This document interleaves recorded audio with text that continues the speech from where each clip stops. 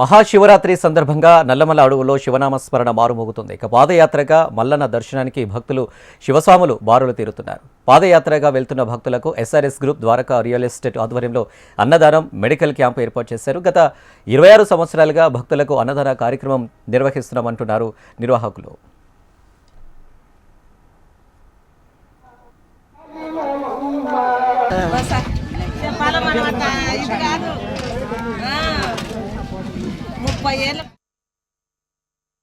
అన్నదాన కార్యక్రమం 26 సంవత్సరాల నుంచి జరుగుతుందండి. ఇక్కడ నల్లమల్ల ఫారెస్ట్లో పెచ్చెరు గ్రామం, ఆత్మకూరు మండలం, నంద్యాల జిల్లా.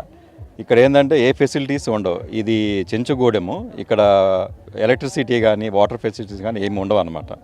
సో మేమేం చేస్తామంటే ఇక్కడికి వచ్చినప్పుడు ఫారెస్ట్ వాళ్ళ పర్మిషన్ తీసుకొని ఈ 9 రోజులు అనేది అన్నదాన కార్యక్రమాన్ని శివరాత్రి ముందు 9 రోజులు అన్నదాన కార్యక్రమం చేస్తాం ఇక్కడ. ఈ ప్రాసెస్లో మేము ముందుగా అంతా గవర్నమెంట్ దగ్గర నుంచి పర్మిషన్స్ తీసుకొని, ఫారెస్ట్ డిపార్ట్మెంట్ నుంచి పర్మిషన్స్ తీసుకొని అన్ని వాళ్ళ చెప్పిన టర్మ్స్ అండ్ కండిషన్స్లోనే మేము ఎక్కడ పెడతాము. 30 ఏళ్ళ కింద నష్టపోయి వచ్చాను నేను చూసి. అలాగే ఐడియా వచ్చి దీన్ని ప్లాన్ చేసి డిఎఫ్ గారితో పర్మిషన్ తీసుకొని ఇక్కడ బోర్లు అన్నీ చేస్తూ చిన్న డెవలప్ చేసుకుంటూ వచ్చాము.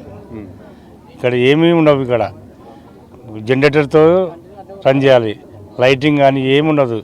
కానీ ఇక్కడ నర్సి అది ఇచ్చిపోతారు సాములు కానీ భక్తులు కానీ.